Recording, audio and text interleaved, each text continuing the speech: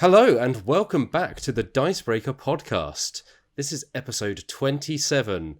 We're joining the 27 club. Actually, that's kind of morbid. I can't think of anything else to do with 27. That's the only thing that comes to mind. I am Matt Jarvis. I'm the editor-in-chief of Dicebreaker. This week, I'm joined by just one of the team. It's quite a busy week, but I'm honoured as ever to be joined by Alex Meehan. How are you doing, Meehan? We're here. We're the last bastions of the Dicebreaker crew. We are The Last of Us, which is a pertinent reference that will no doubt come up later on in this podcast. Oh, he's always looking for an angle. Viewers and listeners, always I live for the angle.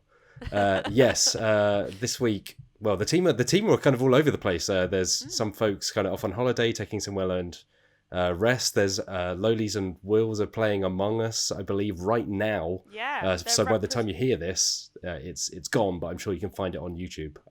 They're representing the good ship Dicebreaker. Exactly. The good starship Dicebreaker. Yeah. So hopefully they'll do us proud. Otherwise, we won't let them back in, and we'll change the locks. Yeah. Well, I mean, it depends how you in Among Us. I guess it depends how you judge proud, because either it's good job you didn't get flushed out of the airlock, or good job you murdered everyone else. So it's kind of like Loli's said in the tweet that went out earlier. We're all veterans of the hidden role board game genre, and Among Us is a video game with hidden role elements. So frankly, you know, they've got no excuse. Yeah, absolutely. I mean, I don't trust them for one, which means that they'll be brilliant at that game. I do, of course, trust them very deeply. We're all brilliant. Part of our own circle of trust. But let's move on, as is the way in this podcast, where we're here to talk about board games and tabletop RPGs for the next hour or so. Yes. Let's chat about what we've been playing, which this week is a weird one because we played a game together. So when it's just the two of us, it's like, well, I know what you've been playing because I was there also. Yeah, in a sense, in like a virtual sense. Yeah. You were there. Yeah, I mean, yes. I mean, I was also there literally speaking to you at the time, so it's not like I was just this kind of like embodied spirit, but... Yeah, no, that's how I see you right now. To me, you're not Matt Jarvis, you're like in the computer. All of my appearances are just pre-recorded, and the team just improvise around me. Oh, well! Imagine that as meta. like a twist. But we were playing Escape the Dark Castle. Which I had not played before. I've come across it quite a few times over the years, but I'd actually never played it myself. I'd always just kind of read what other people had thought about it, and generally I think people were kind of into it. I think they like the retro vibe of it, right? It's kind of like it's got the look of a game that could have come out in the 70s, like very kind of black and white, stark art. Yeah, it's got a very text adventure style to it, where it's like you can imagine that kind of artwork, like in a game of that era. And I think the key to liking Escape the Dark Castle is just being aware of like what it is. Like, it's not anything incredibly complex. It's not going to really make you think on, all that much. But I don't think it ever comes across as that way. It's always very much come across to me as like, here's this goofy thing that you can play, and it's more about kind of atmosphere and having a good time with it, rather than, actually treating it like a very in-depth experience. Yeah, I suppose I should be up front and say that a good long time ago now, probably 5-6 years ago, I actually... worked with one of the creators of Escape the Dark Castle, who wrote for a magazine I was working on at the time, although we have not worked together in a number of years because he went off to design this game and launch the publisher behind it, Fiendborn. Yes. But I think you're totally right when you say it's all about the atmosphere. Like, playing it was like we were doing spooky voices and kind of getting into it's very much that kind of like, oh, you walk through a door and there's a skull, oh, there's some bubbly soup and there's someone stirring it with an arm, that kind of thing. With an arm? or Oh with my like goodness. but it's a detached arm. Ooh. Oh. It's because the cards are basically that, and then it's like, okay, you roll some dice to see if you win or lose. Yeah, Like, that's all it is. Yeah, yeah, it's very random. Like, there are a few decisions you can make that might push things in your favor, but for the most part, it's very much based on dice rolls. And again, it never comes across as being anything but that. Like, it is actually quite a difficult game in general. Like, I've not won it many times, but that's never been a problem for me because it's not really about winning, it's more just about seeing how far you can get in the deck that you've made and seeing what kind of silly, spooky scenarios you can come across. The game has a free soundtrack that you can find on YouTube, which is appropriately spooky. I would recommend playing it whilst you're playing the game, and spooky voices are mandatory. If you don't do it, then I don't know, a cook will come and find you and make you into a pie like Mrs. Lovett. Yeah, and so we were playing on Tabletop Simulator, which I don't know if that's made by the creators, but it was kind of like it was pretty good. substantial thing. It had, I think, all the expansion packs, and it had like the Tabletop Simulator virtual tablet that then loads YouTube and has the soundtrack on it. It doesn't just load YouTube; it's just a Chrome browser on it. Yeah. So you can legitimately search anything on there. So Yeah. if you were bored with that, then you could just start, I don't know, looking up recipes. Yeah, looking up recipes. Just soup. Yes. Yeah, I think it's got. You're from a similar era, Mr. Jarvis. A similar era? Where's this going? We were just talking about the 1970s. No, I mean to me. Oh, sure, yeah, okay. Did you ever watch that children's program Trapped or not? Yeah. I often think of the way that you're trapped. Yeah. That's the only thing I remember from that program. I think it's very much one of those, like, 90s kids will remember this. The program Trapped. It's very much. Although, it was like an early... I'm going to say it might have been later than that, like noughties, like children's, like, show where it's like a game show where you go into a tower or something and there's some weirdos in there and you do like these challenges, and there's a lady in there who says you're trapped, and it's very much, I relate that very much to Escape the Dark Castle. It's got that. I mean, I think Trap was basically Fort Boyard for kids, right? Is that like in a similar thing of like Jungle Run or apologies to probably all the listeners outside of the UK who have no idea what any of these programs. I assume they're very like British children's programs. Look them up. Oh my goodness, please look them up. They are of an era that is just, we're never going to see anything like that again. I think the closest comparison the US might have is like, oh my gosh, was it Legends of the Hidden Temple? I have no idea. I'm aware of that show, and that was a bit like Jungle Run. Anyway, Escape the Dark Castle is good, and you enjoyed it. Yeah, it was one of those things where it's like, okay, I can see why people would enjoy this. It's like, speaking of like nostalgia, like we were chatting about Hero Quest last week, it's very much in that vein of, it feels like something that could have come out 20 or 30 years ago. It looks like something that could have come out 20, 30 years ago. Like, it does what it does. Like, I don't think it's trying to be more than that. I think it will chime very well if you are kind of willing to get into it a bit, or you have memories of those kinds of games, or the children's program Trapped.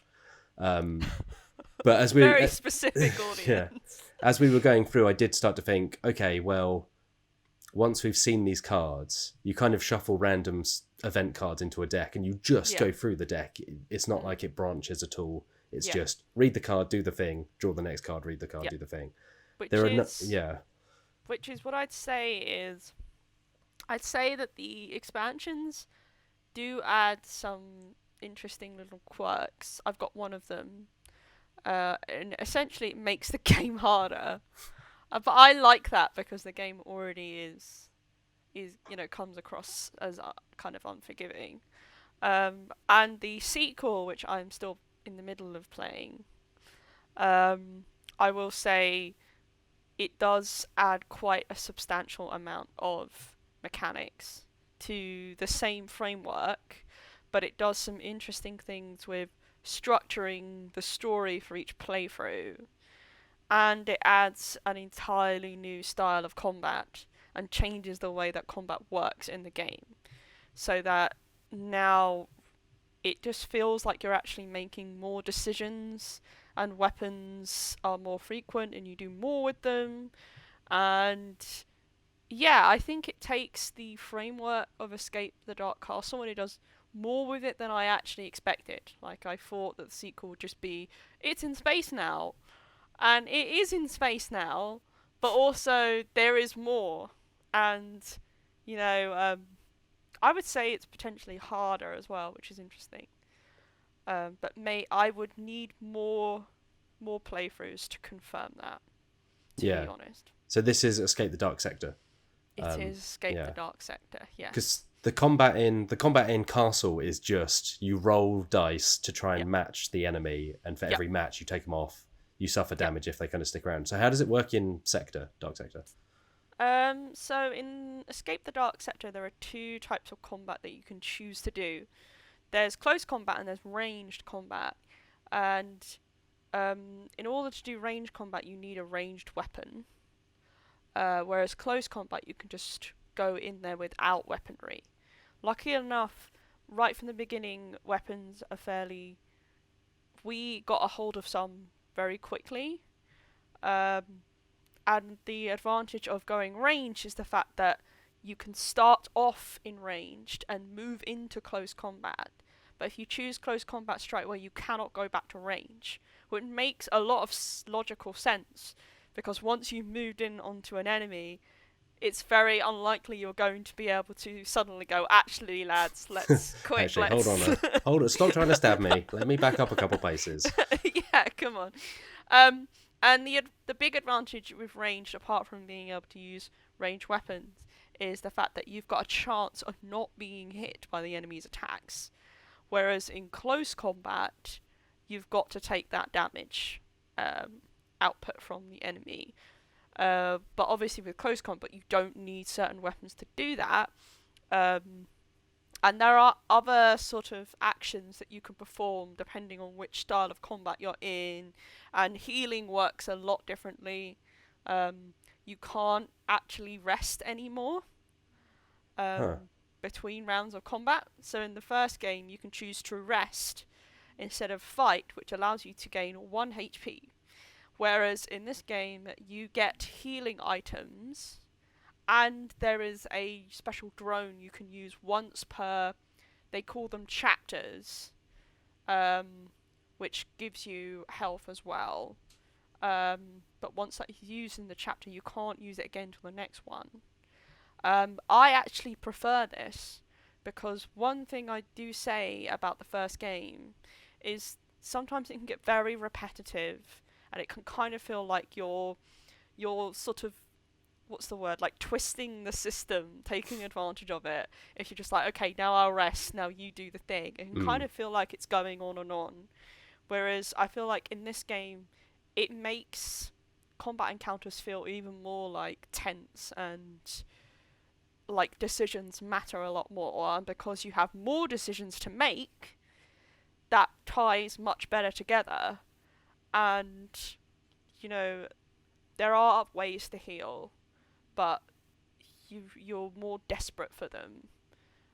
I kind of prefer that rather than just sort of juicing, resting as much as you can. Yeah, that was definitely something where we were playing. There were 3 of us, and it was like, okay, we'll both sit out because you have the most like wisdom, and wisdom is all that's essentially left to get rid of. So we would just sit there while you were rolling and rolling and rolling. Yeah, it's like, oh, okay. Yeah, like, I've only played it like once, so I don't remember every single thing about it. But from that experience of playing, I would say that it is better. I obviously need to play a lot more to exactly explain why and to confirm that. But from that experience alone, I was like surprised by that. It's not as simple a game as the first one, but that is the trade-off for adding more to Yeah. it. So yeah, It seems promising that it's not just reskinning it to Space Station. Yeah, I'm impressed that they didn't just do that. Like, there is a lot more to it. So, yeah, you will have to wait and see. Yes, we will have a review at some point once you've played it enough, essentially. Yeah, yes. Well, luckily, my flatmate is back in the flat now, so we can play that. And I'm afraid they're going to have to just get used to doing it. I think there is for folks out there wanting to give it a go, I believe there is an Escape the Dark Sector Tabletop Sim mod going up this week from the creator of the Dark Castle mod that we played. Although whether that is up by the time you hear this, who knows, because we can't see into the future. But if you're interested in checking it out, I believe it should be up there. Well, that should help me, because then I'll have more than one other person to play with. Yay! All right, what else have you been playing? Well, last night I gave the digital version of Suro a look. Disclaimer: we were sent codes for the game.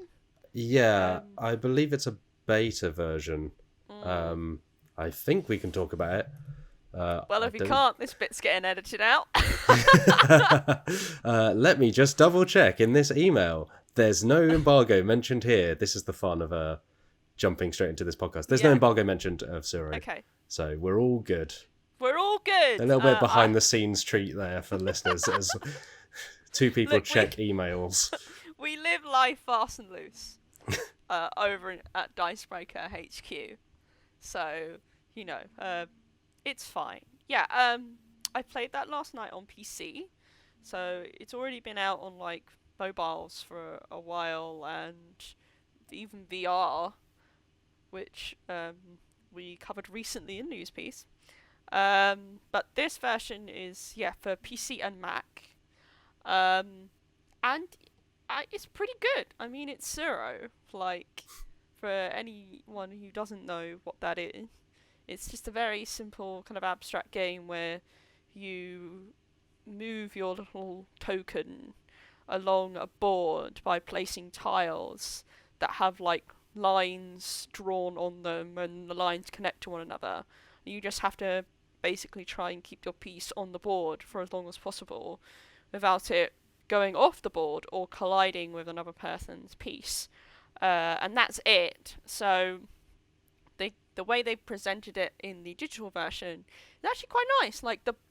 It's very much what we were talking about the other day with, was it Root, where you were talking about the digital version is still very much, it's the game. It's like Suro. The board is there, the pieces are there. It's still a recognizable, board game. But they add some nice flourishes that you can only really get in a digital port. So, when you place the tiles down, the little pieces move along by themselves, and they make a really satisfying, it sounds like someone's carving something into stone, or okay, like a kind of sliding. Yeah, it's like that. And when they go around, when they make loops, they make little fireworks. It's quite nice, and the board looks really nice, and there's a gentle music track playing in the background, and there are 3 different settings for AI, which are silly, tricky, and clever. And you know what? The clever AI will give you a run for your money. I didn't win against that AI, and I played 3 times. I think the closest I got was we made it right to the end, and I had no way out, so I just had to put a tile that caused us to collide, and no one won. And I even played a game where I controlled all the pieces and sort of tried that out. And is going to be online multiplayer as well as local multiplayer. Obviously, the online multiplayer isn't available at the moment, so I haven't been able to try that. But I imagine it's just going to be Suro where you can play online. So I thought it was good. And as soon as you open the game, you get a nice little tutorial. And even for someone who's played the game, it was very unirritating. Like, it was just like, oh yeah, okay, this is how you do it. And then it lets you basically play until you've won or lost against the AI. And that's it. And it was like, okay, here you go, now you can play the game. Nice. I think I just, while you're just going, I double checked the release date and it's out on the 19th of October on Steam. It is indeed. And then I think the VR version for Oculus Quest is out like 23rd. either 23rd, okay, so slightly after that. Yeah, that one is quite a bit different in terms of its presentation. Yeah, because you're walking along it in first person, something like that, which is interesting. I can't 100% confirm that you can walk. So it's set in a garden that's like a Zen-style garden. I cannot 100% confirm whether you can actually walk around the garden. Like, I've only seen footage of the people interacting with the player pieces on the board. Okay. So I don't want to assume anything. But it would be cool if you could walk around that garden, because it looked really nice. Yeah. Like a fox in there, and but can you pet the fox? That's the question. Fox? Yeah, that is the question. I have a VR headset from several years ago when I was working in video games, and recently as it has been one of those things where lockdown and playing board games online with people got me thinking like, yeah, I mean it's really costly, but I wonder whether if we all had headsets and we all had like little avatars sat around, whether that would have been a fun way of kind of bridging that gap. Yeah, I think we would be obviously limited by how much that would cost, but also what's available to play on there, because I don't 100% know what the libraries are like. Yeah, the only ones I can think of are Catan, Boss Monster, obviously Suro coming out, and that's kind of it. But I think like Tabletop Sim has a VR mode, I believe. I think it does, because whenever you open up, it asks, do you want to play in VR mode? Yeah. I think that would be hilarious. It would depend whether we could get that on our budget. It's until you think that you're flipping a table inside the game and you just take the headset off to find your kind of living room trashed. Yeah. It's like, oh, well, immersive. All right. What have you been playing, Matt Jarvis? I've actually, this week, I managed to play some games because it's my wife's birthday over the weekend, and we managed to play some games for her birthday weekend. So we played some more Crokinole. Which will be a familiar name to anyone that's listened to this podcast before or read the website. Yes, and yeah, Crokinole continues to be incredible. It always has been. It always will be. I put too much gliss on the board because it had been a little while. So it's like, oh, we need to make the thing slide again, and then turned it, and it just went across the board. So then you spend kind of a few rounds just almost rubbing it in with the pieces because it goes the other way and they just come to a very sudden stop. But once it's all kind of glissed up again, there's nothing like it. Yeah, there's nothing like sliding the pucks around. It's so good. And we also managed to play a bit of Journeys in Middle-earth, the Lord of the Rings game. Oh! Which we hadn't played in a while, and it's one of those things, so for those who don't know, Journeys in Middle-earth is kind of like an app-powered adventure game. It is very similar to Mansions of Madness. But the main difference in Journeys in Middle-earth is that you can have a campaign, so you form a party, you kind of have classes you can pick, almost like Dungeons and Dragons, which have specific cards associated with them, and you can unlock certain cards by making decisions through the story, and also it's not, whereas Mansions of Madness you roll dice and see if you perform the test right.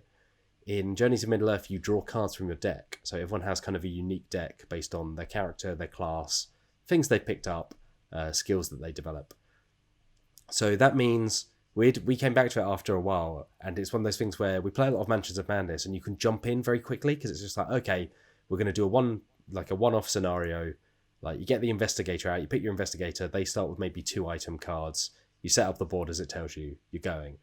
Here it's like, okay, well, the last time we played this, we were halfway through a campaign with 4 people. So we're starting a new campaign. So that means deconstructing the decks we had for those characters, reconstructing them for the characters we're going to play as this time. It doesn't take loads of time, but it's just it was like an extra 10 minutes or so that I'd forgotten about. We were also playing the DLC campaign, Hunt for the Ember Crown, I think it's called, which starts with a combat scenario, which I think they're not as strong as the exploration scenarios. So the combat ones take place on kind of dedicated square boards, and they are, as they sound, you just fight a lot of monsters. The idea is to survive, whereas the exploration ones are, you're uncovering the map, you're kind of exploring the world of Middle-earth, you are meeting like characters from the world, you are making more decisions, which is a lot more interesting, I think, for me and kind of our group. So like the combat's fine, but it's, you move into a thing, you draw some cards to see if you did enough damage, and you kind of repeat that for about half an hour, 40 minutes. So it was fine, but I forgot that it opened on that rather than exploring. But yeah, do you get to meet Tom Bombadil or not? I don't think Tom Bombadil's in there. Bilbo is part of that. It's a really weird selection of characters. So I think like all of the Fantasy Flight Lord of the Rings games, so that's the card game and this, it takes place between The Hobbit and Lord of the Rings. So your selection of characters is, there's Bilbo in there, I think there's Gimli, there's Aragorn, there's Legolas, then there's some original characters, I believe, so Berovor and Elena, the musician. So it's this mixture of kind of original characters, then some of the Fellowship, then Bilbo Baggins for some reason, who's still sticking around from The Hobbit. So it's like this real kind of hodgepodge of mixtures of characters, and that is one of the things that I think about Journeys in Middle-earth, is like, on the whole, I really like that game. But the story and the world kind of lacks a bit of direction, I think, just by the nature of having to squeeze into the gap. So it's just kind of a bit vague, where it's like, I don't know, walk around, see these things that you know from Lord of the Rings, I don't know, kill some orcs. But it's still a decent gap. I mean, disclaimer, I'm not a Lord of the Rings expert by any means. But is it still like how old is Bilbo? Like, a decent age? Yeah, I think 100 years, right? Yeah, it's a good. Well, he's oh gosh, Lord of the Rings fans will crucify me for this. His birthday is 11. Is it his 11th birthday at the start of the Fellowship like of the Ring? Yeah. So that's 111. Yeah. Okay. So I think there's like a 60 or 70 year gap between Hobbit and Lord of the Rings. Yeah, that's not very long. So I think that this squeezes into there somewhere. Obviously, you've got Aragorn, so this is towards the tail end. But Aragorn is himself quite old. This is not the place to like suddenly be. He's not a human, is he? He's like a different type of human from. Yeah, he's oddly long-lived. Yes, we don't know the specific, dear viewers and listeners, but we are aware that isn't really a very long time, considering how much of like a time scale is covered in the Lord of the Rings kind of universe in general. And yeah, I can imagine if they had more time to play with, they would have been able to do a bit more. But I'm sure it's got your classic beats. You fight some orcs and there's probably some spiders involved. Yeah, they do. There's wargs. Yes. So Hunt for the Ember Crown introduces. There is a separate expansion pack that has miniatures and cards that are specific to the campaign, but I think you can just download the DLC for a couple of quid. But it introduces Coalfang, that is a big boss warg, as well. A big one. Yeah, she has like arrows stuck in her back. Like, it's quite a good miniature. The miniatures are much better than Mansions of Madness, it's worth saying, because the miniatures in Mansion of Madness are really bad. They are they're all bent out of shape by the time you open the box for the first time, and they're very awkward. But Journeys in Middle-earth, I think it's still a really good game. I think it just lacks some of the narrative power of mansions. I just think it's not as interesting narratively. Yeah. Like, the gameplay is much better, and you can explore the world in a much more interesting way. But sometimes it's just a bit like, yeah, I mean, this is Lord of the Rings. You're just kind of like trotting around doing the Lord of the Rings things. Yeah, you can walk around my house like my flatmate does and loudly sing some of the various songs from the films. So loudly that I can hear across the other side of the flat. Do you mean like the Howard Shore score, or do you mean like the songs that they sing? So like... No, definitely the score. Okay. Oh, wait, like the one that Mary sings. Yeah, or the start of The Hobbit, which is... it's wait. like 4 hours of That's not Mary, that's dwarves Pippin. singing with Bilbo, singing at Bilbo. No, not the one that Pippin sings, that creepy king. Denethor. No, Yeah, not that. Well, he just eats a chicken noisily. Yeah. when he eats food in possibly the most disgusting manner I've ever seen. Very unpleasant. With just close-ups of Pippin's face as he's singing that song. Anyway. All right. Well, we've covered the Lord of the Rings lore. Take that box off the podcast schedule. That's all I've been playing.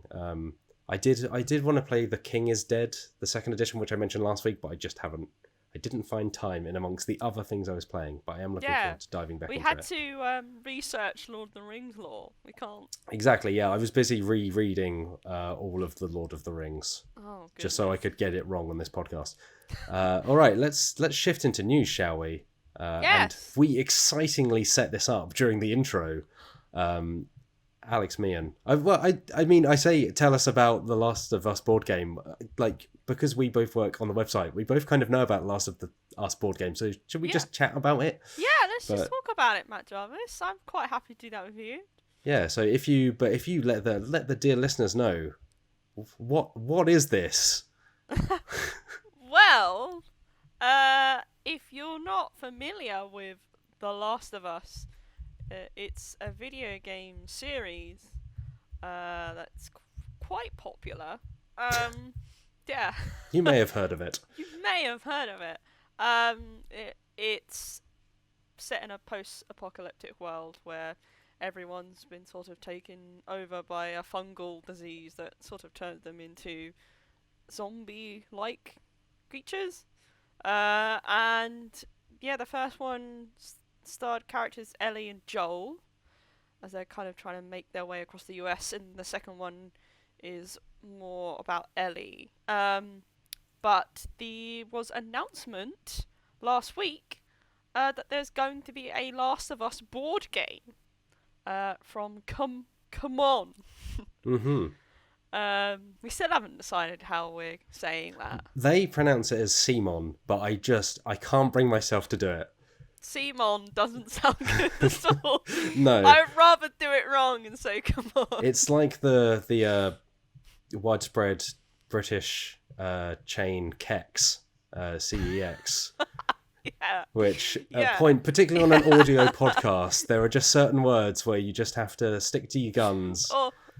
Or the classic television publisher Studio Dick. That I don't know. They did a lot of animated shows.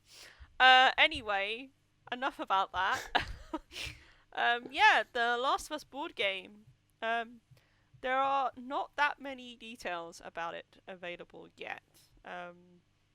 They put a post. CMON put a post on their website, basically announcing it and saying we wanted to recreate some of the best moments from the series. They haven't confirmed whether it's going to be based on the first game, the second game, or both, or just set in the world. They haven't said if Ellie and Joel are going to be in it. Yeah, you would this is complete kind of guessing. Speculation. Speculation, that would be the word. But knowing CMON's kinds of games, I would suspect it's going to be some kind of a dungeon crawler along the lines of Zombicide. It will feature miniatures because of course it will. And I would guess that it would probably just be maybe just scenarios based on particular things. So maybe there's the section with the sniper is the one that comes to mind from Last of Us 1. Maybe the bit where you're trapped in the power station. I'm trying to remember Last of Us 1. It's been Yeah, it's been a a long time while. since I I've remember played the that story, game. but not gameplay. I guess that's the weird Yeah, thing. Is maybe the like, bit when you're Ellie in the first game. yeah, but I suppose that's the thing. Is like Last of Us, the gameplay is very strong, but I think the reason those games do really well is people really like the characters. Yeah. Yeah, because the gameplay ways, they're essentially third-person shooters. They're very, polished third-person shooters, but they are still, Yeah. The real draw is the characters and story. Yeah. So the They question have is, how how story-driven will this be? Yeah, they have like crafting elements in them, Yeah. which I imagine is probably going to come up in the gameplay, and they're typically, depending on how you view difficulty in video games, I'd say they tend to veer to the more difficult sort of area when it comes to mainstream releases. Particularly, they're almost on a level, I'd say, of survival horror in some parts. So I wonder if they're going to bring that over in terms of like harsh penalties. So you're not really supposed to just barrel into enemies straight, line. You're supposed to kind of come up behind them and do the stealthy thing. So I wonder if there are going to be penalties for making noise or things like that, depending on who you're going up against. I would suspect that there must be, right? Because that's, if they've got clickers in there, the whole clicker thing is you make noise, they run at you, and it's unpleasant. I mean, in the game, it's some of the scariest parts are when you're in buildings and there are clickers in there, because clickers predominantly can kill you in one. Once they get you, you're basically dead in that game. Like, so I wonder how they're going to translate that into a board game. But I would imagine they're probably just going to do the first game, and then maybe they might have an expansion based on the sequel, depending on how well this does. Because I mean, the sequel sold incredibly. So Last of Us Part 2, as far as I know, is sold incredibly well. So it would surprise me if they didn't do something on it. But I'm guessing they will start with just the third game. Not the third game. The first one. Yeah, I would think so. There was also a very good DLC for the first game, the name of which I can't remember now. So I wonder, Left Behind. That's it, Left Behind. I wonder if that will pop up as if this, presuming this comes to Kickstarter like most of CMON's games, because there's been no price, no release date, no confirmation of Kickstarter. Is that right? I think it's just they're just like, we're making this. Yep. It'll be out sometime. I mean, they've already made games for Sony in the past. Like they made the Bloodborne game, the card game, and the God of War card game. So, like, it's unsurprising that they've managed to secure this. They've obviously got a good relationship with Sony, and The Last of Us has proven to be a very popular IP. I imagine it will probably be, like a miniatures scenario. But come on, make some pretty good games. They do. I really like the Bloodborne card game. I was surprised by how good it was. Yeah, so. I think they do have a level of quality that I think gives me hope that this could be good. I mean, I imagine it is going to be a kind of miniatures affair, which is fine. But hey, they might do something interesting considering the mechanics in the video game it's based on. So there you go. Keep eyes, ears, tongues, whatever open for more information on this one. Well, moving on from that. Speaking of CMON and polishing up a game, another one of their games has been delayed. Tell us, Meehan, about Trudvang Legends. Trudvang Legends has been delayed for, quote, possibly a year. Yeah, that's like a very, I don't know, vague. Like maybe a year, maybe 2 months. Maybe a year. I mean, they've got good reason to kind of be vague about it, because the reason why they're delaying it is because they're still in development stage for the game itself. So essentially what seems to have happened is they've designed the game up to a point, and they've looked at it and gone,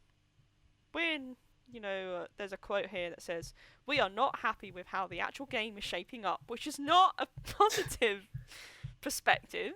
to have on a game that was due to come out this year. I think it was originally due to come out pretty soon, right? Yeah, I think it was. So it was kickstarted a couple years ago, I believe. Think it's December. I think it was Right. supposed to come out this December. And now it's been pushed back by at least a year. So essentially the Kickstarter is already done and dusted. And backers were supposed to receive their copies in December. That's obviously not going to happen anymore. Because they are redesigning the game quite substantially, it looks like. And they brought some more people in to help redesign some of the bits they're not happy with. So they brought some people from War of the Ring, which is a Lord of the Rings. Is it like a war game? Yeah, it's almost like very big Risk. War of the Ring it simulates essentially like the whole trilogy of Lord of the Rings. One person plays the three people, so elves, dwarves, men, and the Fellowship, and then the other person plays like the forces of Saruman and Sauron. So it's like often around 3, 4, 5 hours to play, but it boils down to being like a grand strategy game along the lines of Risk. Which, that funnily enough, these designers have been brought on to improve the story of Trudvang Legends, which is interesting. They've also given Geordie Adan, who is the creator of Cartographers, which you've played that, have you not? Yeah, I really like Cartographers. It's the kind of map, like tile laying map making game. Yeah. Which is it sounds like a very different scale to Trudvang Legends. But it's a very good game. So. Yeah, they have been pushed to the role of lead developer on the project. So it sounds like it's a mixture of story elements that are just not working, mixed with gameplay elements that need to then work with potentially a new story. And Eric Lang, is one of the co-designers on the game, posted about it on Twitter, just saying, yep, it's going to be in redevelopment. They're still working on it despite leaving CMON early this year. But they've got a pretty good relationship with the company, so yeah, we'll have to wait and see how it does. It's a pretty big project. Yeah, they describe it as like very ambitious. If I'm remembering right, when they first announced it, because I believe it's based on an RPG, called Trudvang or Trudvang Chronicles or something along those lines. Chronicles. That's the one. Yeah. So it's Nordic and Celtic mythology. Yeah, and I think hopefully I'm remembering the right game. I think when they first announced Trudvang Legends, the board has like plastic pockets on it, and as you play, you put cards in the pockets, and it kind of permanently changes the world. But it's designed to be resettable, so almost like a legacy game, but instead of stickers, it's cards that you can then take out and reset everything back to normal. I think that sounds about right, because I haven't read anything specifically about card placement or anything like that, but I did read that it's intended to be played multiple times, but certain things will affect the next playthrough. I think they call it generations. So each generation of heroes is affected by what the previous generation has done. So I mean they raised about $1.5 million for their Kickstarter. So yeah, I imagine there's quite a few people waiting. But to be honest, I think what they've done is admirable. Like, it's better to realise that what you've been doing isn't up to standards, rather than just going, oh well, I guess we'll squirt this out, whatever. Yeah, it feels sometimes like there's a sense of, particularly if, like, so far we've talked about Last of Us, we've talked about, adaptation of RPG. There's a lot of licensed games coming out because they hinge off of that, familiarity. And I think a lot of people think they are almost kind of being churned out. So to take the time and just be like, look, we want to put something good out, I think it's kind of refreshing in a way. I'm sure if you back this, obviously it's disappointing to have to wait that much longer. But I guess Kickstarter delays, not uncommon in this industry. Also, if you paid this much for the game, it's not cheap. Then you want something good for your money. So, I've always preferred delays to an extent over just rushing it out in whatever state it is anyway. So, hey, good luck. Good luck to you. There you go. Mm-hmm. I can't segue from that into this, so I'm just gonna say it. There are new graphic novels on the way, also from CMON. It's a very kind of CMON heavy news segment. So this is the division of CMON that makes comics based on board games. It's something relatively recent, so I think they've done one set of comics so far, which of course they took to Kickstarter, as with everything. So it was Zombicide Invader, and something else, Cthulhu Death May Die. So they made comics based on those, which were their own properties. But now CMON's comics division, which is called Guillotine Press, is making comic or graphic novels even of Twilight Imperium and Android, which are two games from Fancy Flight. Right? This is wild, Mr. Jarvis, because it's like two big publishers that usually would be competitors are teaming up. Yeah, I think so. Asmodee, which owns Fancy Flight, distributes CMON games, I believe. So there is a relationship there. They're not at loggerheads. But it's just kind of interesting because Asmodee has its own outlet for books called Aconite Press. So, but I think everything they've announced so far through Aconite Press they are novels. They're kind of like fiction rather than graphic novels. So presumably they just felt that Guillotine Press or CMON could do the comics kind of better than they could. So, but yeah, it's interesting. So there are no titles yet. There's no real information. They've simply mentioned that they are working with, quote, veteran writers and artists. Yeah, they will say that. Yeah, but there's no suggestion of how they might tie into the worlds where they might take place. So for those who don't know, Twilight Imperium is like a very kind of sweeping sci-fi game. It was Fancy Flight's first game that they ever put out in the mid-90s. Fourth edition was kind of 3 years ago now, I think. It's notable for having a kind of very original universe that includes the Hakan, who are essentially lion people.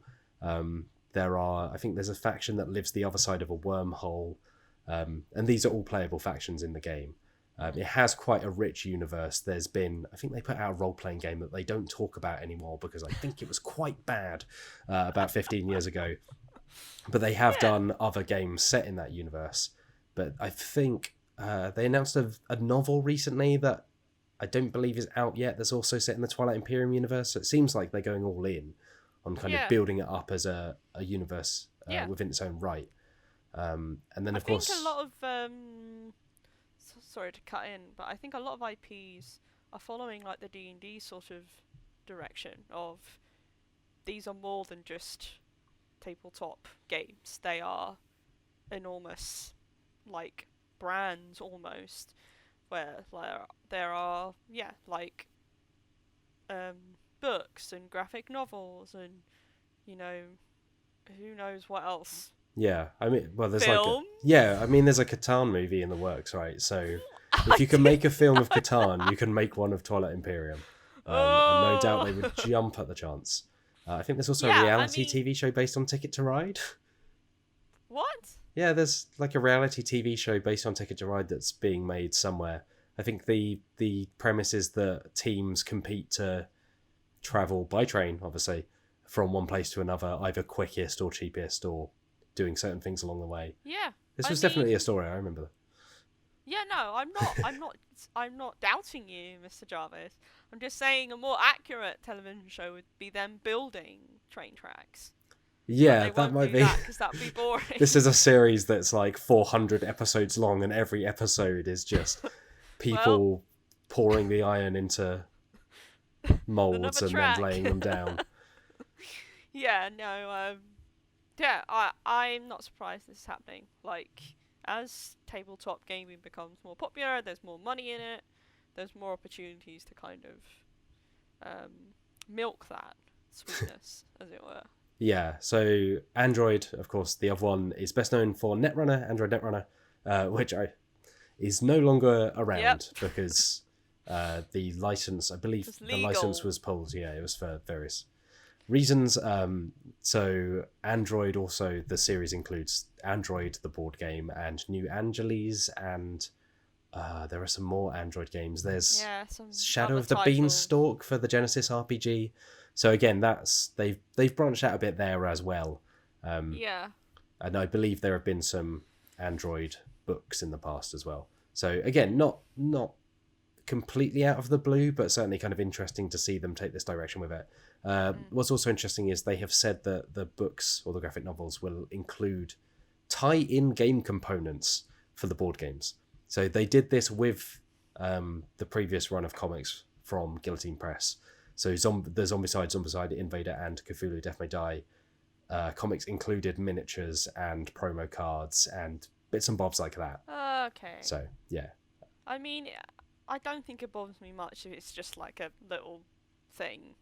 And, you know, you're probably going to enjoy that if you're a fan of the games. And you get this, obviously you get this cool book as well. So, like, yeah. I mean, Fantasy Flight / Asmodee have been doing that with their novels as well. Like, some of the Arkham Horror Files novels come with stuff that you can use in, like, the living card game. They do. It's nothing new there. Yeah, it's interesting. I think, yeah, like you say, I think it's just a case of board games getting bigger and people being more willing to invest in like the things that they are into. Essentially, is you see it happening across the board. There are tie-ins for tie-ins. Yeah, and it just makes our life more confusing. Yeah, trying to keep up with the lore of something when the lore is in 16 different books, a board game, a role-playing game, a card game, a mini-series on YouTube. It's just scrolling through text, just going, I have no idea what this is. Makes me feel like an old person who's out of touch. Well, let's get you back in on the latest hot trend, or at least it has been for like 10 years. Critical Role. Oh. Yes. This is something that I don't know loads about because I don't actually watch Critical Role, but I know that you're a fan and you wrote this story about this very nice, good thing that Critical Role are doing. Yeah, I am a fan of Critical Role. I like them very much. And so, again, for those of you that may not know, Critical Role is an actual play video series that's been going on for quite a few years now. They're in their second season, and they're very popular. Yeah. I remember going to MCM London one year, and they were there, and oh my goodness, like there were people going around like, what is this enormous queue to get into one of the theatres? And they were like, oh yeah, it's Critical Role, and obviously a lot of those people didn't know what the hell that was. But it's gotten to the point where they've now launched their own Critical Role Foundation, which is a charity organisation that, quote, want to leave the world in a better place than we found it. They are making partnerships with different non-for-profit groups that kind of reflect the interests of the community and their interests. So the first partnership they're forming is with First Nations Development Institute, which is an organisation that's dedicated to helping support Native American communities across the US. So they're hoping to raise £50,000 to help the Native Youth and Culture Fund, which basically goes into local communities and helps young people kind of become leaders and get more access to their culture. And they will be forming other partnerships in the future. I imagine sort of based on what they think is, where they think the money is needed, and where perhaps taking suggestions from their community. They are also making an emergency fund. So they're putting about 10% of donations aside for use whenever unexpected disasters happen to occur. So yeah, the president of the organisation is Ashley Johnson, who is a cast member of the show, and she is also an actor of some renown. Including Last of Us, right? Yeah, she plays Everything Ellie in comes The full Last of circle, Us. yeah. Yeah, funnily enough, it all swings back round. And there's some Matthew Mercer's also involved in the board. And yeah, you can donate to the organisation right now.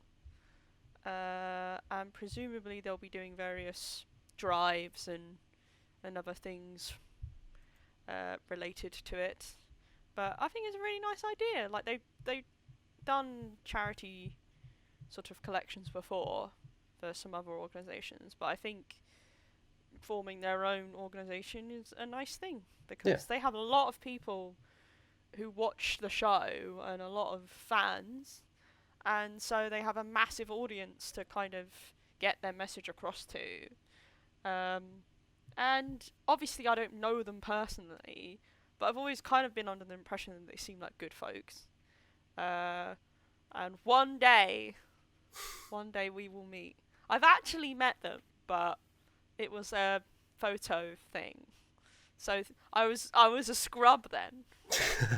But I'm gonna make it up to like elite level to where I'll meet them in non-scrub level. That's how it works. At some point, everybody gets to... It's like the birthday letter from the Queen when you turn 100. And you reach a certain level of whatever it may be. Matthew Mercer has to come and say hello. Yeah. To be honest, I just want to meet them because they seem like good fun. Yeah, they seem like good folks doing a nice thing with the platform they have, which is it happens to be a very large platform, so good on them. Yeah, good on them. Yeah. Mm-hmm. All right, let's swing quickly through these last few, which are just kind of like a couple of interesting games that we picked up in the news over the past week. Tell us about Mother of Frankenstein, which is, it seems really cool and kind of odd. Yeah, it's very weird. It's like the kind of collaboration you're like, what?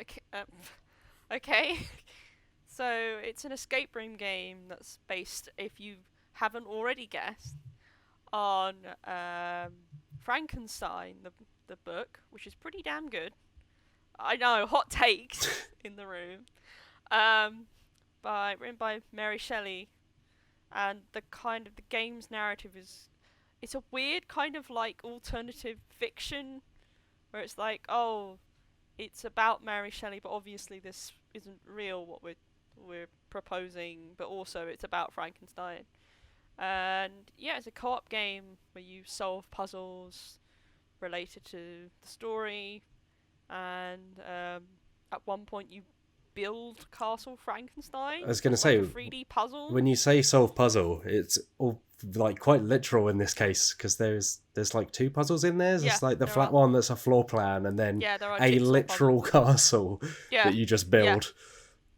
And it was created by a company called Hatch Escapes, which makes actual escape rooms, in association with Arvind Ethan David, who has produced television and a musical adaptation of Alanis Morissette's album Jagged Little Pill, which I didn't even know existed. This does seem like one of those like person from actual TV, because I think they also, the TV show they produced is like Dirk Gently, like the Netflix version. So yeah, like kind of like big projects then coming across into this kind of odd, like weirdly ambitious little escape room that has puzzles in. So the artist is pretty cool as well. Liana Kangas, who's done work on various graphic novel series. If you like Frankenstein, if you like escape rooms, if you like puzzles, then this is interesting. Yeah, it's, I mean, right now as well, I think. So this is out next spring, if memory serves. Like, there are a number of really good escape rooms you can kind of do at home.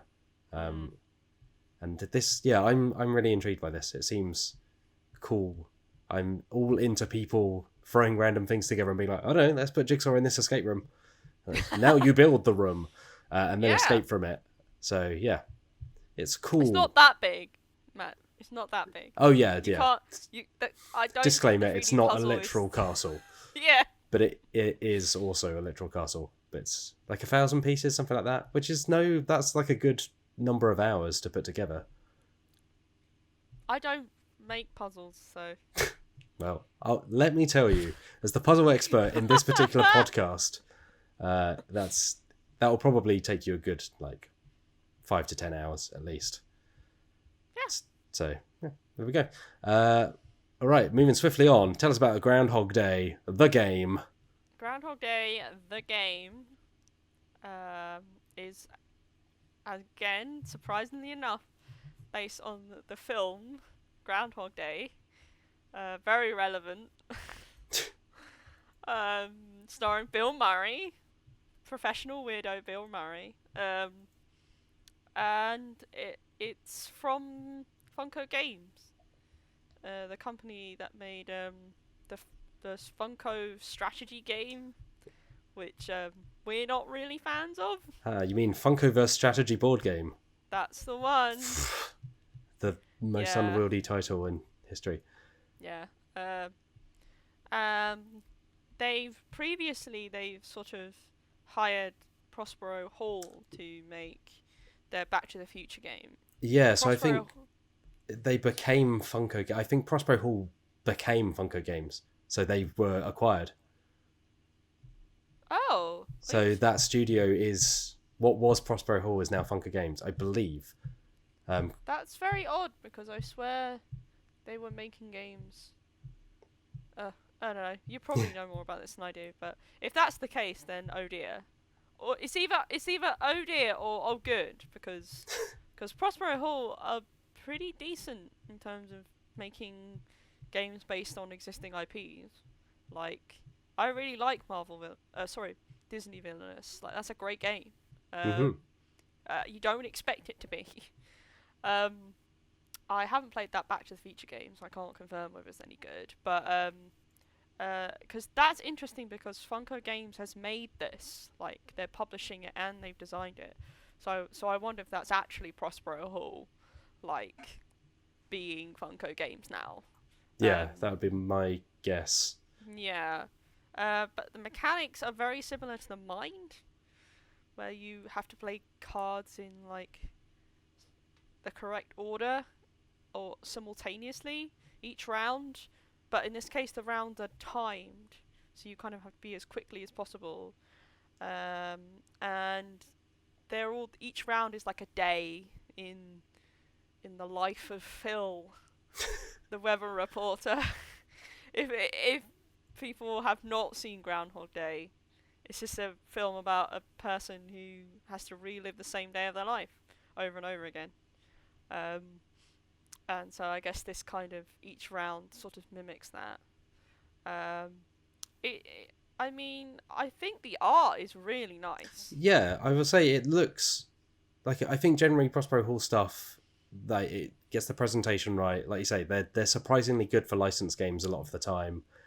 Like this has kind of the nice, bright, cartoony style. I think it's actually really interesting to see a relatively mainstream board game, or at least like trying to be mainstream because Groundhog Day, take something very odd like The Mind, which was kind of like a big hit, but in terms of people who kind of were into board games, it became like a weird sensation when it came out.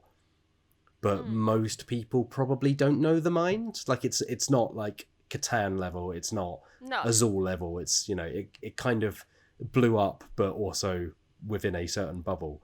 But to take the very odd concept at the center of The Mind and be like, I don't know, Groundhog Day, sure, okay, this will work. It's kind of like a group of people who are aware of like board games that are out there are making this game. Yeah. And they were like, okay, what are some interesting mechanics we could employ in this? The Mind, I guess. Yeah. I can't stop looking at this drawing of a groundhog. I just really like it. I think it's adorable. Puxatawny something. Yeah. I can't remember the name of the groundhog, the famous one. Yeah, the the groundhog, it looks very majestic. For a groundhog. Or chipmunks? Huh? Are they also chipmunks? No, I don't think so. Okay, Oh, that's gosh. a different I'm... marsupial. This is where I'm thankful we don't have a correction section on Yeah. Please tell us whether groundhogs are chipmunks in the comments. Please do. I don't think they are. I think groundhogs are bigger and chipmunks are kind of smaller. They're more like squirrels, aren't they? Chipmunks. Again. I don't know. No idea. I have not seen a groundhog in person. But yeah, neither have I. I've seen a wallaby. Or I don't think that's a groundhog either. No, I know it's not, but I'm just thinking along the same lines. Yeah, so there you go. We'll have to wait and see what that's like. I don't think he's got a release date. Next year. Yeah, Sometime which next year. for a licensed game there's quite a lot of notice. Normally they just kind of like slide There out. you go. Yeah, but it's interesting. I think they've got a good track record. Prospero Hall anyway, with kind of taking familiar mechanics from like hobbyist board games and sticking them with like big kind of well-known movies or TV shows or whatever it may be. So, I have expectations of this to some degree. It probably won't be terrible.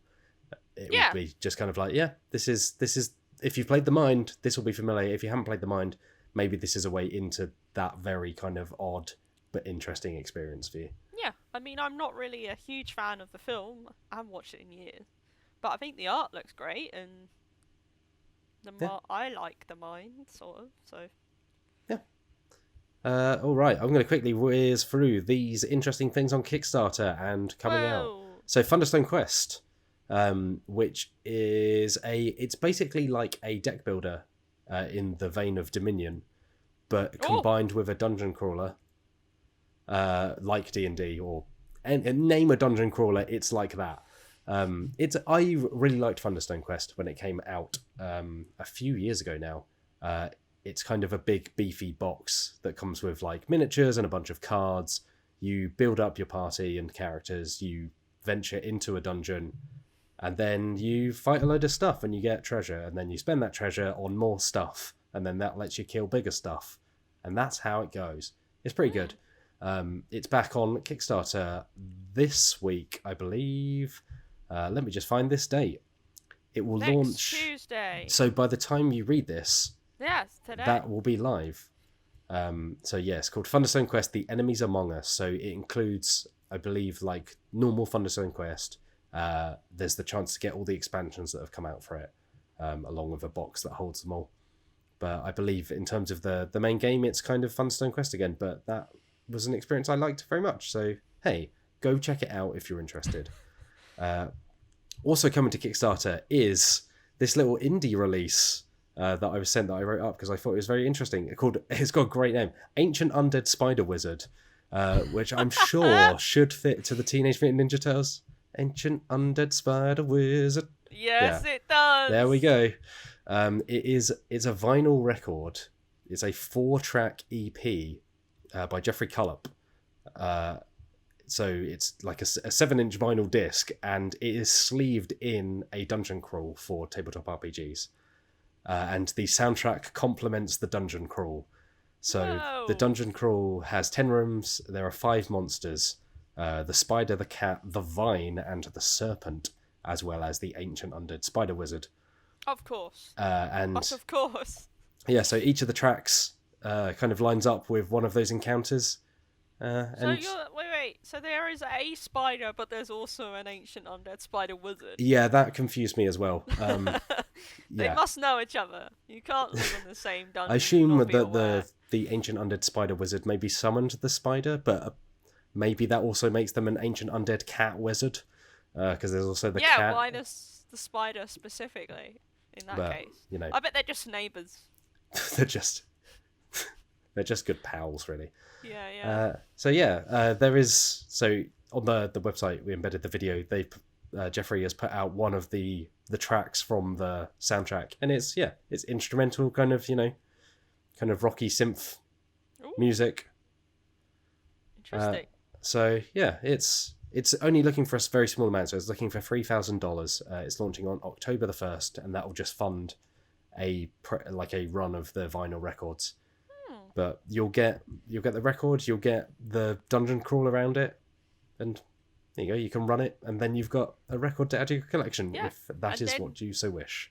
You too can become an ancient undead spider. Yeah, that's how it works. It's like The Ring. Once you listen to it, you suddenly start to grow 6 extra legs. Oh, so you're imagining... See, I wasn't imagining, like, a spider that is also a wizard. Oh, you're imagining a wizard that summons spiders. To be honest, I don't know. I was imagining a wizard that is kind of like a spider. Oh, sure, yeah. Yeah, they've got spider sort of tendencies. Whatever that may be. Just hungry all the time. Sleeps in a hammock. Yeah. Wears a lot of silk clothes. I mean, that's just me that you're talking about. But yeah, it seems cool. It's a very small release. The dungeon crawl was originally designed for a game called, I believe, The Black Hack, which is basically it's an OSR game, so it's based on original D&D. But apparently the dungeon crawl can be used with any kind of rules-light RPG, so you can use it in whatever game you happen to be playing already. It should just slot in. So yeah, it's cool to see people doing something interesting with like soundtracks and kind of like physical vinyls. Yeah, I love that stuff. Not just more miniatures and books. We're so tired. Yeah. Finally, in terms of releases, Infinity, the new Infinity, which is a sci-fi miniatures game that Wills likes very much, and Wills converted me to, so now I own an Infinity collection, and I like it very much. The 4th edition is out as of a couple of days ago, and you can get the full rulebook for free on Corvus Belli's site, so the publisher's site. They've just put out the complete rulebook in a digital form. Just includes kind of all the new rules, which is largely just an update of the 3rd edition from a few years back. So there are kind of there's a couple of new sub-factions or sectorial armies as they're known. There's apparently more flexibility to play with smaller groups of figures.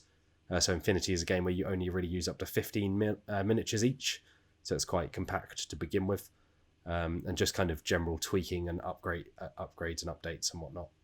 So yeah, they've put out like a nice slipcase set as well of the rulebook and some lore, but you don't need to buy any of that if you don't want to. You can just go find the PDF and play with what you already own. So that's more of just a general, hey, this thing's out. Yeah. Hey, everyone. Hey, go check Look it. at this. All right, shall we squeeze in a couple of quick emails from the audience? Oh, yes. So convincing. I mean it with all my soul. Yeah, for some reason you sounded like a kid participating in like a children's TV game show. Like, yeah. That's because I feel like that's every day of my life. Well, I take that as a positive thing. If you've got an email and or question for the Dicebreaker team, you can find us at podcast@dicebreaker.com, or you can find us on Twitter @joindicebreaker, on dicebreaker.com, youtube.com/dicebreaker, or wherever you may wish to find us. Google us. Yeah, you'll go find us. into a hole somewhere. We might be there. A small hole. Yeah. I will read this one from Charlie Etheridge Nunn, who says, Boy Problems was a pretty cool RPG based on the music of Carly Rae Jepsen. What other musicians should inspire an RPG or board game?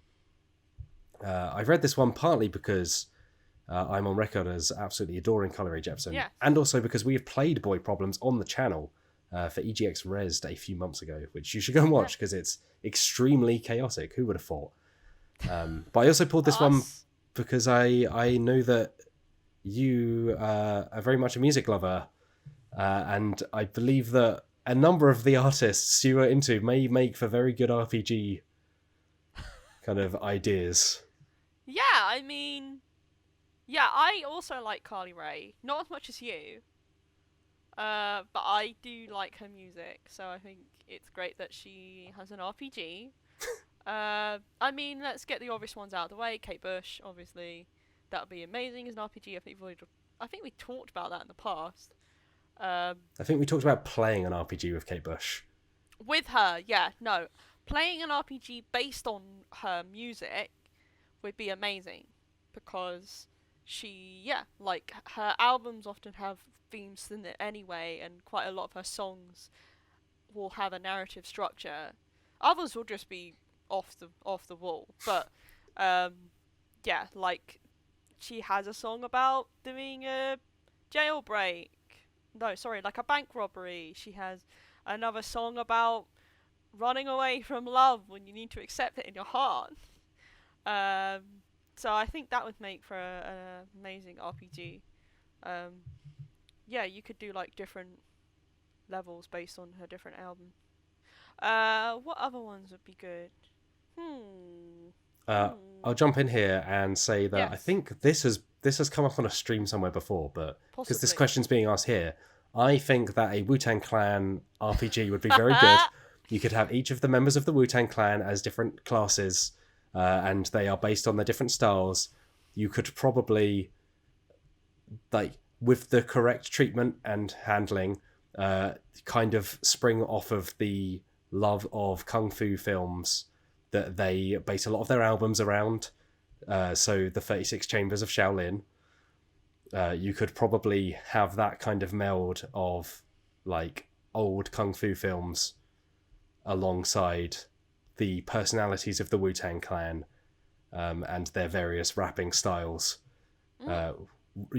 Probably the GM would just be RZA, because he kind of controls that group and has a lot to do with their output. I think that it would be very good. Someone should make a Wu-Tang Clan RPG. Viewers and listeners, a peek behind the curtain. Mr. Jarvis has talked to me about Wu-Tang Clan multiple times since we started working together. I know absolutely nothing about their music, about who they are, whatever.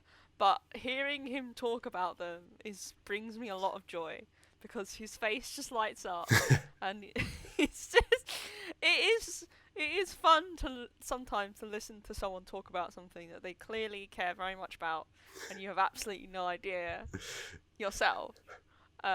It's like having a child who talks to you about stuff where you're like, Wow. I don't know what this is, but I'm very happy for you. Just the metaphorical pat on the head, like, that's nice. I would also say, and I'm sure Mr. Jarvis would agree with me, there is a genre of music called surf rock, which is kind of loose.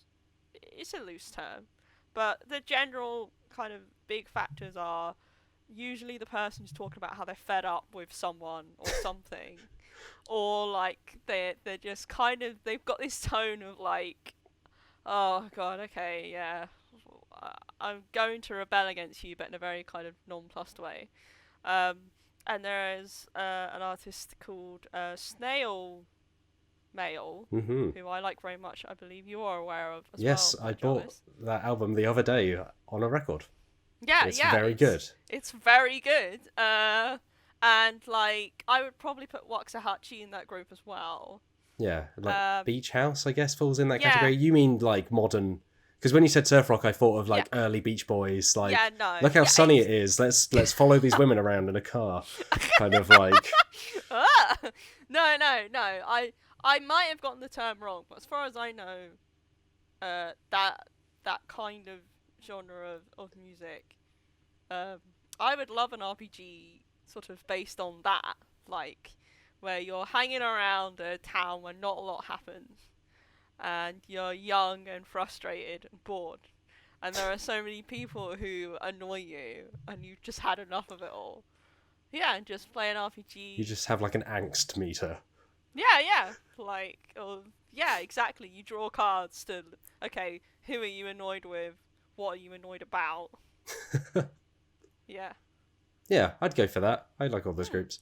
I'll also throw in at the end while I'm thinking about ensembles, because I think ensembles would be fun as classes. My wife is big into BTS, and so now I am big into BTS. And much like the Wu-Tang Clan, there are many members of BTS, and they each have their own styles and solo kind of trajectories, as well as being in a group.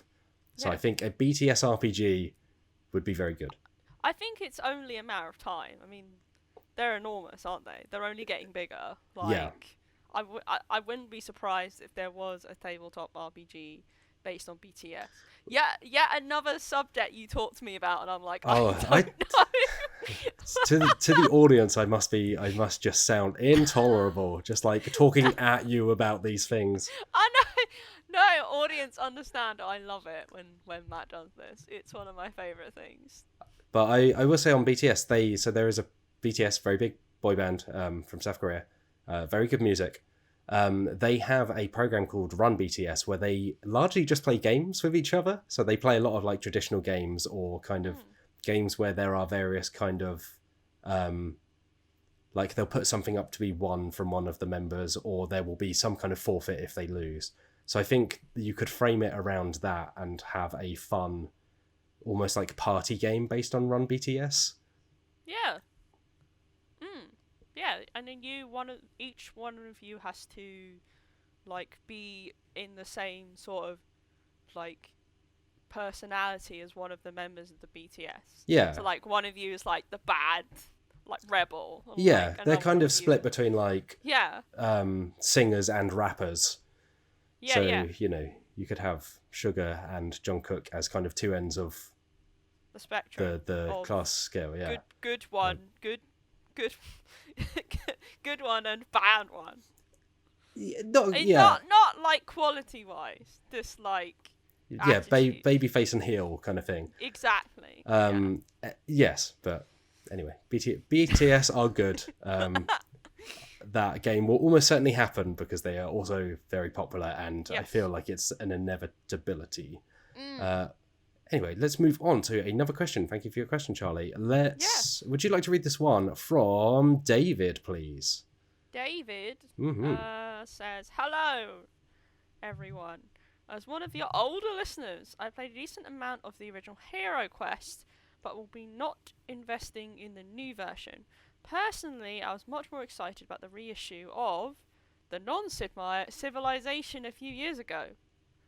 We've heard in previous podcast episodes that Meehan enjoys an occasional game of backgammon. I do. And that Matt and Johnny play diplomacy. What other games from what we might call before the Catan Era did the team think are worth our time? When there are probably too many games for anyone to play them all." Thank you for your question, David. I would say, because it was mentioned, I really like original Civilization. It still holds up. It's very much of its era, but it's a really fun game. There is like the heart of original Civilization by a designer called Francis Tresham, who unfortunately is no longer with us. Is that you do the stuff on the map where you expand your kind of faction. You know, you move into new areas, and then there is a trading time, which you kind of set a timer for. It's like 5 to 15 minutes, and you swap cards. So you're swapping resources in order to then pay for technologies and developments. But you also hold disaster cards, so like volcanoes or plagues or whatever it may be. And when you trade, you kind of trade face down, and each card, I believe, has a value. And you just say the kind of combined value of the cards. So you're not being specific about what the cards are. You're just saying these cards are worth X, and someone can choose to accept them in a trade for like whatever they are offering. And because it's all face down, you are trying to give disasters to people before the timer is up, because once the trading round ends, basically it all, goes to hell, volcanoes erupt, famine happens, basically all the bad stuff that you've just given to other people. So there's a lot of poker faces as you're kind of getting these disasters off people, giving them a kind of upset glance, and then trying to pass them off to other people. It's a really fun game, but the heart of it was also appeared in a game called Pit, which I think is from the 1920s and may have been mentioned on this podcast before, where you are just trading things face down and trying to complete basically a rummy set. But there is a bull and a bear that you also want to give away, because you can't win if you're holding the bull, I believe. But you'll just have face down and be like, oats, but everyone's doing it at the same time. So it's a lot of noise, and everyone's just trading with each other until someone gets a full set to win. But because it's so simple and so chaotic and noisy, Pit is still fantastic. It's a really, really fun game. So if you can find a copy, and I think it's relatively widely available and very cheap because it's just a set of cards, you should play Pit. It is, yeah. I would say I would really like to see Mousetrap make a comeback. Like, I think that game has a reputation as being, like, more of a gimmick than an actual, like, game. And it is in its current, well, classic form. I imagine it's been bought back by Hasbro or something, and it's just basically what it used to be. But I would really like to see that game be evolved into, like, more of a modern, like, dexterity game. Like, there are so many excellent dexterity games out now that I think if someone took the basic idea of you're building a device during the game, and then at some point that device is triggered maybe by someone being clumsy or something like that, and then that person, you know, is penalised for it, I think that would work amazingly well, because, like, there are plenty of games kind of like that now, and I think that element of building during the game is really interesting. And you could make it more than just you move around the board to get cheese or someone's and that really disappointing moment where you set the trap off or something and then it doesn't actually work properly. I was gonna say that's the memory I have of Mousetrap. Is like, oh, the diver jumped but missed the bucket, or the thing didn't fall down, or it fell down too early.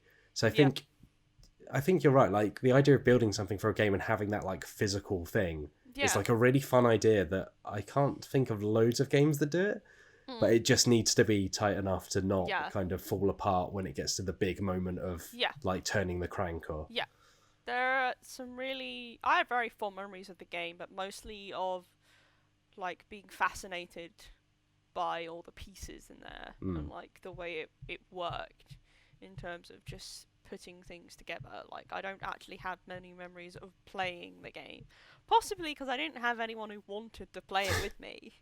But I think that kind of game would work really well now if it was given a rejig in terms of the design and given more to actually work with. Because I think there's much more of a market for games like that now. Like, before it was, oh, this is kind of gimmicky, but it's one of those games that of the era where it's like, there's not really much going on here, is there? Yeah, given a second chance, I reckon Mousetrap could be real good. Yeah, attach it to a game that's not just roll and move. Yeah, isn't there someone from outside Xbox who's obsessed with Mousetrap? I don't know, to be honest. Mousetrap Legacy, that's what we need. You permanently weld the parts together, and by the end you've got this kind of... Yeah, like the magazines where you used to get things and you would build a robot over like 400 issues and it would cost you about $1,000. Yeah. Because each magazine was £7. Oh yeah, but that robot, totally worth it. Oh yeah. All right, let's do one last one, squeezing in at the end from Michael Page. Hello, lovely Dicebreaker team. Hello, Michael. Is there a game that you have ever played wrong and then gone back to find your version is better? This might be through misinterpreting a mechanic or playing by house rules. I think Wheels was talking the other day, and I thoroughly agree with him, about Dead of Winter, and how technically there is a chance that you might not get a traitor in the game, because you put a certain amount of traitor cards in the deck per person playing, and it is balanced so that there is a potential that there won't be a traitor in the game. But that is boring. Yeah. Yeah. Dead of Winter, the traitor mechanic is a fundamental part of that game. Otherwise, you know, it's a decent co-op game, but the traitor element elevates it above that. And so I think, I've almost always played the game deliberately with enough traitor cards to ensure that we will get at least one. So I guess that's my house rule. But I'm not sure we started doing that unknowingly. I think we deliberately did it from the off, just because I think we did play one game without a traitor in it, and we're like, well, this is okay, but it's not the same. I will say Gloomhaven, when I first started playing Gloomhaven, we got the exhaust mechanic wrong, so over time you kind of lose cards from your deck as you use them, and then eventually you just become exhausted basically and fail the scenario potentially. And I don't think it makes it better, but I think it makes it a lot easier. It's like kind of a nice variant if you're just looking to get through, because sometimes having to repeat a scenario can be quite deflating at the end, because it has honestly been a little while since I played Gloomhaven, but from what I remember, if you fail a scenario, it's not like you keep going like in Pandemic Legacy and you just, move on and something happens. It's like, okay, you need to take another stab at this until you do it. Yeah. So I think just sometimes having that extra thing of like, look, this is just like our minds aren't in the right place right now. We're not thinking strategically enough, but here's just like a little bit of an out where we can still enjoy this game, but not feel like we have to crunch our brains to get through it. In terms of deliberate stuff, Seafall, which is a flawed game, is not made to be played in co-op with two people, but I have played the entire campaign in co-op with two people, and I enjoyed that game despite all its flaws. If you largely ignore the enmity mechanic, which I think a lot of people had gripes with, you can just kind of enjoy the story, enjoy sailing around, discovering things on islands.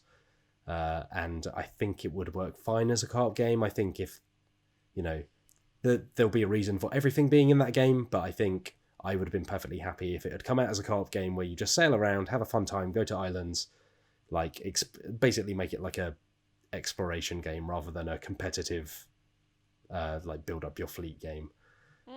But I still like Seafall despite all its issues. I had a fun time with it multiple times through. So there we go. There's another Matt Jarvis hot take. I think I'm firmly on the record about not being in the camp of hating Seafall. I think at some point it became cool to kind of to hate on Seafall, but it has issues. But I don't think it's like a terrible game. I think it's just a flawed game that a lot of people kind of took against. I've never played it, so I have no comment. It's very cheap to buy, so if you're looking to, it's often on sale for like £10. And I would say for £10, if you've got people who are willing to be a little bit loose with the rules, just looking for a fun legacy game, like some of the writing in there is really fun. It like really goes places by the end. I think it has some really interesting ideas that override its flaws and make it worth playing if you're willing to overlook some of the issues. There we go.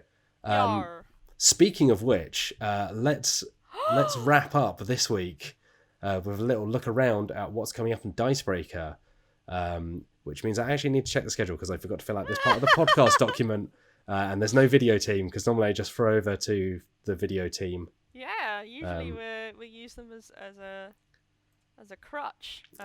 They're not here, and so we must step up to the plate, Meehan. Yeah, we must. So okay. This week on Dicebreaker.com, this week on YouTube.com/Dicebreaker, I jumped ahead. I'm too used to plugging the website. We have a list of the most beautiful RPGs from Wheels, which should be landing just after this podcast goes up on the Saturday. We also have the first part, or perhaps the entirety of Wheels, Johnny and I playing Agon with John Harper and Alison Arth, which is so John Harper of Blades in the Dark fame, and Agon is kind of his inspired by Greek heroics and epics, so like the Odyssey and Hercules and whatnot. It falls in that kind of camp. It is a very fun game. I've been enjoying it very much, and that playthrough with John and Alison was extremely fun. So I'd really recommend checking that out. We also should have a Let's Play of Dinosaur World, which is the new game in the Dinosaur Island series, going out very soon. I think, and already live from the past couple of weeks, some of the video team have been playing Among Us, which is not a board game but a video game, with Outside Xbox and Eurogamer in kind of like a freeway stream. So Among Us, that hit social deduction video game that came out like 2 years ago and now is suddenly all anybody can talk about in video game world.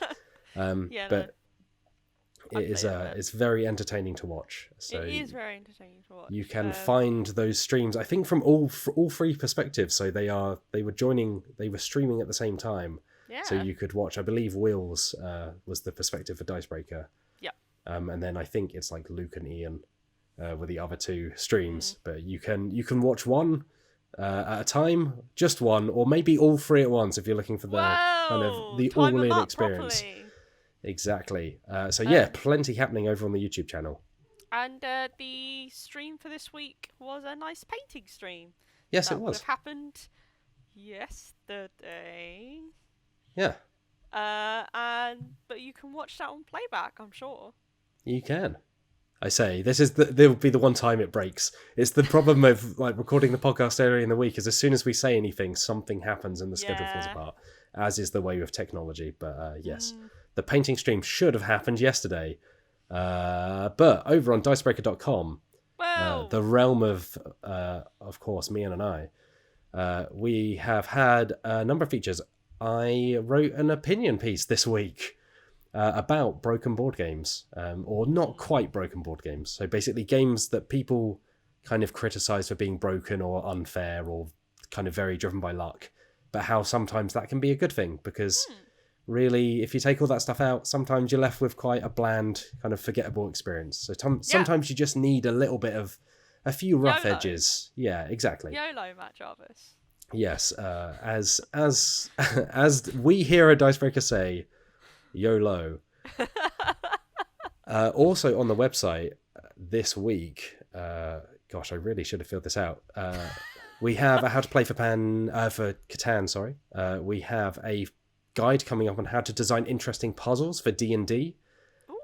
Meehan, you have a list coming up very soon on some of the best horror tabletop RPGs. Yes. Ahead of Halloween, of course. Yeah, for spooks. For spooks. For spooks, Mr. Jarvis. And we will no doubt have some interesting spooky plans around Halloween, so you can look forward to that. But yes, it is all a go on Dicebreaker. It is all a go and just a little bit of a gone on Dicebreaker.com, youtube.com/Dicebreaker. And if you want any merch, of course it is Dicebreaker.myshopify.com. Where you can find our kind of whole range. Like this bottle, you could get. Like this bottle, handily produced from the wings. Yeah. But for this week, that is now all we have time for. Of course, thank you for joining me, Alex Meehan. Oh, it's been great. I have been Matt Jarvis. It's weird not to have anyone else to outro with. It's just been the two of us, but it's been very enjoyable. Yeah. Just the two of us. Mm-hmm. And we did make it. And we tried. We tried. That's the comment on the report. we tried and we made it. It's all good. Yeah. But of course, I've been Matt Jarvis. Thank you all for listening. We will be back next Friday with more of the Dicebreaker podcast. But until then, have a lovely day. Bye.